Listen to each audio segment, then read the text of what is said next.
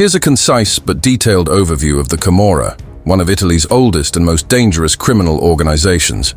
Camorra Gang, Naples, Italy. History, origins. The Camorra dates back to the 17th century in the Kingdom of Naples. It evolved from prison gangs into a full-blown criminal syndicate with deep roots in Neapolitan society. 9th century, the Camorra gained power by influencing local politics and extorting businesses. During the unification of Italy, it gained more legitimacy by cooperating with certain government factions. Post-World War II, their influence surged during the economic chaos, especially in the black market. By the 1980s, they became more structured and militarized, heavily involved in drug trafficking. Activities: drug trafficking. One of the Camorra's most profitable ventures, especially in cocaine and heroin, imported via South American and African routes. Extortion, known as pizzo, demanding protection money from local businesses. Counterfeit goods. Naples is a hub for fake luxury items, with the Camorra controlling large parts of the supply chain. Illegal waste disposal. The Camorra has been infamous for disposing of industrial waste illegally, contributing to the so-called triangle of death due to pollution-related health issues. Arms trafficking, loan sharking, human trafficking, and real estate scams are also common. Political corruption and infiltration. Deep ties with corrupt officials and law enforcement, particularly at the municipal level. Structure: unlike more hierarchical groups like the Sicilian Mafia, the Camorra is decentralized, made up of numerous autonomous clans, over 100 at times, often competing violently for territory. This leads to frequent interclan wars, especially over control of Naples's lucrative drug markets. Current situation as of 2025. Crackdowns. Italian authorities have made major arrests over the last decade, including high-profile bosses like Paolo Di Lauro and members of the Casalesi clan, exposed in Camorra by Roberto Saviano. Despite this, the Camorra remains highly active, especially in Scampia and Secondigliano districts of Naples, drug trade hubs. Caserta province, where the Casalesi clan operates. Younger generations, known as baby bosses, are rising, often more violent and reckless, using social media to show off and recruit. International reach, ties to Spain, the Netherlands, South America, and Eastern Europe, especially in the cocaine trade. Social influence. Some clans fill the void of weak state presence in poor areas, providing jobs and aid, which helps maintain local loyalty. Key clans: Di Lauro, Clan Casalesi, Clan Contini, Clan Mallardo, Clan Licciardi. Clan recent dynamics, 2020s-2025, rise of paranze, baby gangs. A dangerous shift has occurred with the emergence of teenage-led gangs, or paranze dei bambini. These younger members are often more impulsive and brutal, less bound by traditional criminal codes, active on social media, flaunting weapons, money, and violence. They frequently engage in turf wars in neighborhoods like Forcella, Rione Traiano, and Ponticelli. Inter-clan conflicts. The fall of old bosses has created power vacuums, triggering violent struggles between emerging factions. Intra-Camorra wars have claimed hundreds of lives over the years. For example, the Di Lauro split in the 2000s led to the Scampia feud, over 60 deaths in a year. Ongoing rivalries still plague Scampia, Giugliano, and Marano. Law enforcement and government response, major operations, ongoing investigations by Direzione Investigativa Antimafia, DIA, and Carabinieri. Use of pentiti, turncoats or collaborators with justice, has been crucial. Notable pentiti have exposed major clan hierarchies.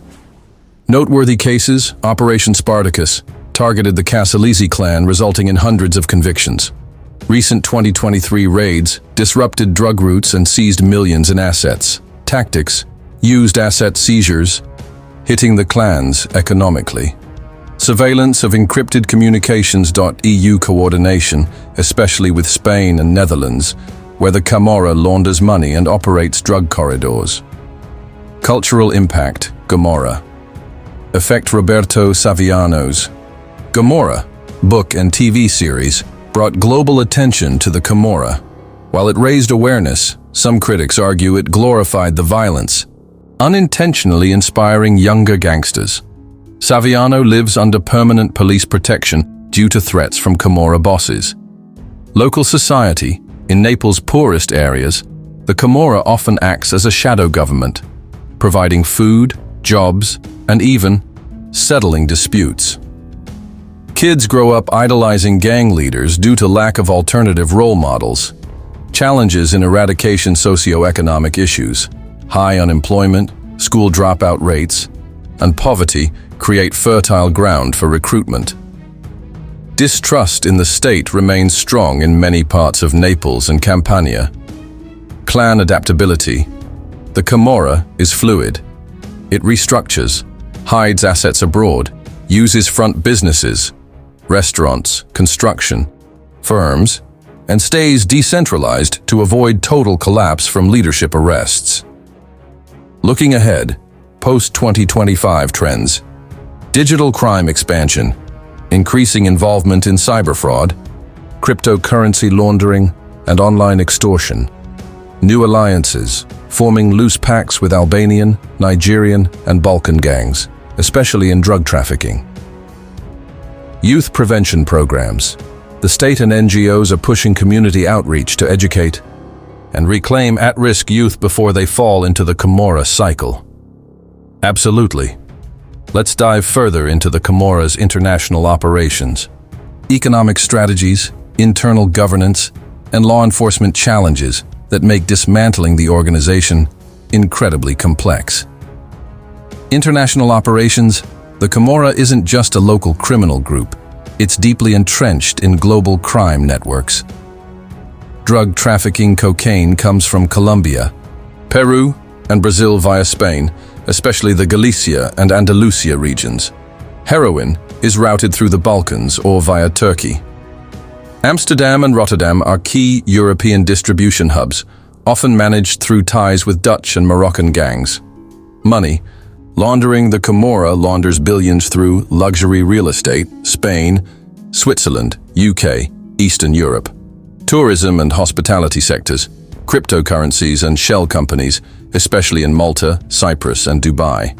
Arms trafficking. Arms come through the Balkans, especially ex-Yugoslav states. These weapons often fuel local turf wars and are stockpiled in Camorra strongholds. Economic strategies. The Camorra thrives by blending criminal operations with legitimate business, often becoming indistinguishable from the legal economy. Front businesses. Clans invest heavily in construction companies, winning public contracts through corruption. Waste management firms, used to illegally dump hazardous materials. Retail and food chains, including pizzerias, bars, and supermarkets. Public contract infiltration. Bribes and intimidation allow Camorra-linked businesses to secure municipal construction contracts, road maintenance, school refurbishments, etc. They also control transportation and logistics firms, allowing them to dominate port activity, especially Naples port. Counterfeit goods. Naples is a major production hub for fake luxury clothes, watches, perfumes, and accessories. Clans control the black market supply chain, from import to street sale, often sold throughout Europe and smuggled into North African markets. Internal governance and clan dynamics. While the Camorra is decentralized, it's not chaotic. Clans operate with defined roles, codes, and territorial agreements. Clan structure. Capo, boss, runs the clan, makes strategic decisions. Luogotenente, lieutenant, manages day-to-day operations, enforces orders. Soldati, soldiers, carry out hits, collections, protection rackets. Picchiotti, junior members, often teens, used as lookouts, couriers, or hitmen. Alliances. In conflicts, clans often form temporary alliances, but these are fragile. Betrayal, ambition, or drug disputes frequently spark inter-clan feuds, resulting in open gunfights in city streets. Law enforcement challenges. Despite hundreds of arrests, the Camorra survives due to several factors. community. Omertà, code of silence. Fear and dependency keep locals from reporting. Some areas treat the Camorra as benefactors rather than criminals.